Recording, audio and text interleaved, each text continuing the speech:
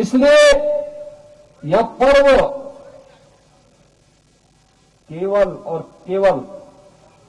हम सिख समुदाय तक सीमित न रख करके संपूर्ण भारत के पर्व के रूप में इस प्रकार के आयोजनों को हमें मनाना चाहिए।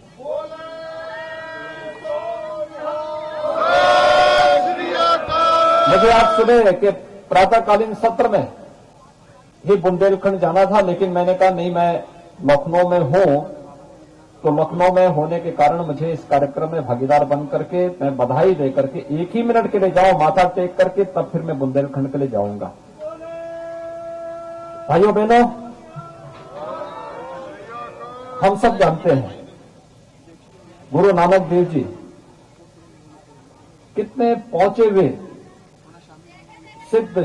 योगी थे, सिद्ध संत थे। आप इसी से अनुमान कर सकते हैं पूरे भारत का, और उस समय जो बृहत्तर भारत था वहां का उन्होंने पैदल ही सत्संग करते हुए, उपदेश देते हुए भ्रमण किया था। एक सामान्य व्यक्ति ऐसा नहीं कर सकता। वे असाधारण प्रतिभा के थे और अपनी सिद्धि का कहीं कोई किसी प्रकार का कोई अहंकार नहीं, लेस मात्र भी नहीं। जो घटनाएं हमारे सामने बार बार आती हैं, जिसका उल्लेख होता है जब वे काबा में जाते हैं और वहां उनको कहा जाता, वहां का मौलवी इनसे कहता है कि पैर आपने काबा की तरफ, मक्का में जाके काबा की तरफ पैर क्यों किया है? तो कहते हैं भी मेरा पैर उधर कर लो जहां पर ईश्वर न हो, और पैर दूसरी तरफ करता है तो पता लगता है उधर ही काबा दिखाई देने लगता है। ये कोई सामान्य मनुष्य में इस प्रकार के गुण नहीं होते। दिव्य गुण, दिव्य विभूतियों से परिपूर्ण गुरु नानक देव जी जैसे संती थे, जिन्होंने उस कालखंड में बाबर जैसे आक्रांता को जाबर कहने का साहस किया था और कहा था कि तुम्हारा ये कृत्य धर्म विरोधी है, मानवता विरोधी है, और उसके सामने कहने का साहस अगर किसी ने किया था उस कालखंड में, गुरु नानक देव जी महाराज ने किया था। भाइयों बहनों, हम सबको सिख गुरुओं के इस महान तप, साधना,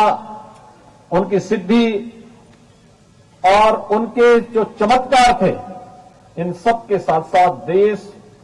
धर्म के लिए किए गए उनके योगदान को हमेशा स्मरण करके हुए सदैव उसकी से प्रेरणा प्राप्त करनी चाहिए, क्योंकि उनकी प्रेरणा ही हमें आगे बढ़ने के लिए निरंतर प्रेरित करेगी। और आज के इस अवसर पर जब हम लोग 552वें प्रकाश पर्व पर यहां पर एकत्र हैं, कितना सुखद संजोग है। आज प्रातःकाल आपने देखा होगा 8 बजे इस देश के यशस्वी प्रधानमंत्री जी ने पूरे देश को संबोधित करते हुए उन 3 कृषि कानूनों को वापस लेने की घोषणा की, जिसको लेकर के कतिपय किसान संगठन विरोध कर रहे थे।